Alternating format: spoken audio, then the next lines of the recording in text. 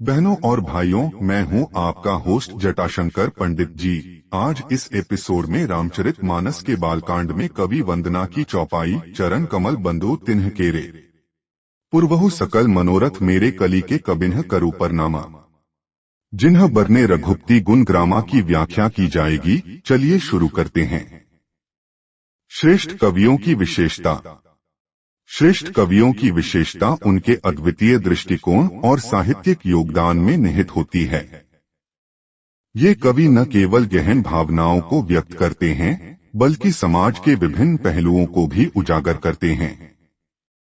उनके लेखन में एक वैविध्य है जो न केवल व्यक्तिगत अनुभवों का प्रतिनिधित्व करता है, बल्कि सामूहिक संवेदनाओं को भी प्रभावी रूप से प्रस्तुत करता है। ऐसे कवि अक्सर अपने विचारों और संवेदनाओं को काव्य के माध्यम से सहेजते हैं, जिससे पाठकों को एक नई दृष्टि मिलती है। कवियों का एक और महत्वपूर्ण पहलू उनके विचारशीलता और गहन विचारों की प्रस्तुति है। वे प्रायः अपने समय के सामाजिक, राजनीतिक और सांस्कृतिक मुद्दों को रचनात्मक रूप से उजागर करते हैं। उनके कैनवास पर जीवन के विविध रंग चित्रित होते हैं, जो पाठकों को सोचने पर मजबूर करते हैं। इस तरह वे केवल साहित्यिक सीमा तक ही सीमित नहीं रहते, बल्कि समाज में संवाद और परिवर्तन के एक साधन का काम करते हैं। कवियों की भाषा और शैली भी उन्हें उत्कृष्ट बनाती है। वे शब्दों के चयन और उच्चारण में निपुण होते हैं, जिससे उनकी रचनाएं न केवल सुरीली होती हैं, बल्कि अर्थ की गहराई भी प्रदान करती हैं। कविता को संवेदनशीलता और कलात्मकता में समर्पित करना इनकी एक अद्भुत विशेषता है। इसलिए श्रेष्ठ कवियों की रचनाएं सदियों से लोगों की सोच और भावनाओं को प्रभावित करती आई हैं। उनके विचार और संदेश न केवल वर्तमान परिप्रेक्ष्य में महत्वपूर्ण हैं, बल्कि भविष्य की पीढ़ियों के लिए भी महत्वपूर्ण बने रहेंगे। श्री रघुनाथ जी के गुण। श्री रघुनाथ जी, जिन्होंने भारतीय साहित्य में अद्वितीय स्थान प्राप्त किया है, उनके गुण अनेक हैं और वे सदियों से साहित्य प्रेमियों के लिए प्रेरणास्रोत बने रहे हैं। उनकी विशेषताओं में एक गहरी संवेदनशीलता और सृजनात्मकता का समावेश है, जिसने उन्हें न केवल कवियों का मार्गदर्शक बल्कि समाज के लिए परिवर्तन का प्रतीक बनाया है। जब हम रघुनाथ जी के गुणों को देखते हैं, तो सबसे पहले उनकी दार्शनिकता ध्यान आकर्षित करती है। यह गुण न केवल उनकी काव्य रचनाओं में बल्कि उनके विचारों में भी प्रकट होता है, जिससे पाठकों को जीवन की गहराइयों को समझने का अवसर मिलता है। इसके साथ ही उनकी उत्कृष्टता का एक और गुण है उनका परिश्रम और अनुशासन। रघुनाथ जी ने अपने कार्य में कठिनाइयों का सामना किया, लेकिन उन्होंने कभी भी अपने संकल्प को कमजोर नहीं होने दिया। इस तत्परता की वजह से उन्होंने उत्कृष्ट काव्य रचनाएं की, जिनसे न केवल साहित्यिक जगत को बल्कि समाज को भी नई दिशा मिली। वंदे मातरम जैसे अविस्मरणीय रचनाओं ने उस समय की सामाजिक और राजनीतिक धारा में एक नई चेतना का संचार किया। अंततः श्री रघुनाथ जी की विरासत आज भी जीवित है। उनके गुण न केवल उनकी लेखनी में बल्कि उनके विचारों में भी प्रकट होते हैं। उन्होंने सामाजिक सुधारों के प्रति जागरूकता फैलाने का कार्य किया है और यही उनके गुणों की विशेषता है। उनके कृतित्व और महानता का प्रभाव आने वाली पीढ़ियों पर पड़ा है, जो आज भी उनके विचारों और कार्यों से प्रेरित होते हैं। कलियुग में कवियों की भूमिका। कलियुग, जिसे भारतीय संस्कृति में अधर्म और अशांति का युग माना जाता है, में कवियों की भूमिका अत्यंत महत्वपूर्ण है। यह वह समय है जब समाज में भ्रष्टाचार, नैतिक पतन और आपसी नफरत का बोलबाला है। ऐसे में कवि समाज का आईना होते हैं, जो न केवल समाज की बुराइयों को उजागर करते हैं, बल्कि उन्हें दूर करने के लिए प्रेरित भी करते हैं। कवियों के लेखन में गहन विचार और सृजनात्मकता का समावेश होता है, जिससे वे पाठकों को एक नई दिशा प्रदान कर सकते हैं।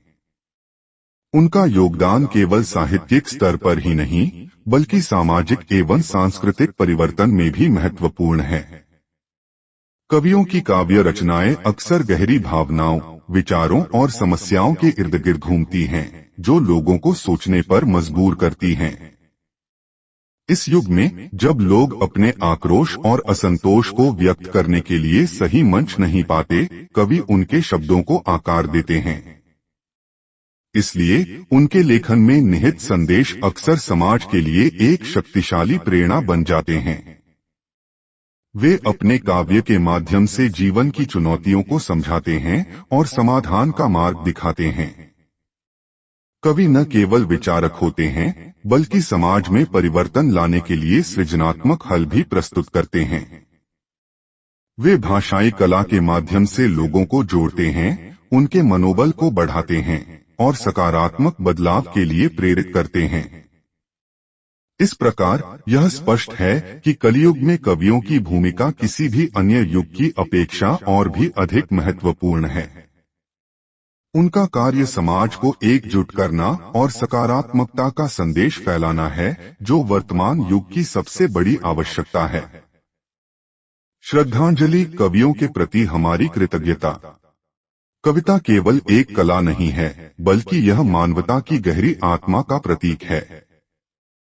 श्रेष्ठ कवियों ने अपने विचारों, भावनाओं और दृष्टिकोणों के माध्यम से हमारी सोच को नया आयाम दिया है। उनकी रचनाएं न केवल हमें प्रेरित करती हैं, बल्कि हमें आत्मविश्लेषण के लिए भी प्रेरित करती हैं। ये कवि, जिनकी रचनाएं सदियों से हमारी आत्मा को छूती रही हैं, वास्तव में आधुनिकता के विरुद्ध एक सशक्त आवाज के रूप में उपस्थित हैं। उनके चरण कमल के प्रति हमारी श्रद्धांजलि इन महान आत्माओं के प्रति कृतज्ञता का प्रतीक है। जब हम इन कवियों के योगदान का सम्मान करते हैं, तो हम उनके शब्दों और विचारों को अपने जीवन में शामिल कर सकते हैं। उनके लेखन की गहराई में जाकर हम न केवल साहित्य का आनंद लेते हैं, बल्कि उसे अपने जीवन का हिस्सा बनाने की कोशिश भी करते हैं। उनके पाठों को पढ़ने के द्वारा हम अपनी सोच को विस्तारित कर सकते हैं और नकारात्मकता को सकारात्मकता में परिवर्तित कर सकते हैं। यह प्रक्रिया हमें मानसिक और भावनात्मक रूप से समृद्ध बनाती है। कवियों के विचारों को समाहित करने के लिए हमें उनकी रचनाओं का अध्ययन करना चाहिए, उनके लेखन की विश्लेषणात्मक समझ विकसित करनी चाहिए और उनकी शैली को अपनाने की कोशिश करनी चाहिए। हमारे दैनिक जीवन में उनकी कविताओं का पाठ न केवल हमें सृजनात्मकता के लिए प्रेरित करता है, बल्कि हमें आत्मोपचार की प्रक्रिया में भी मदद करता है।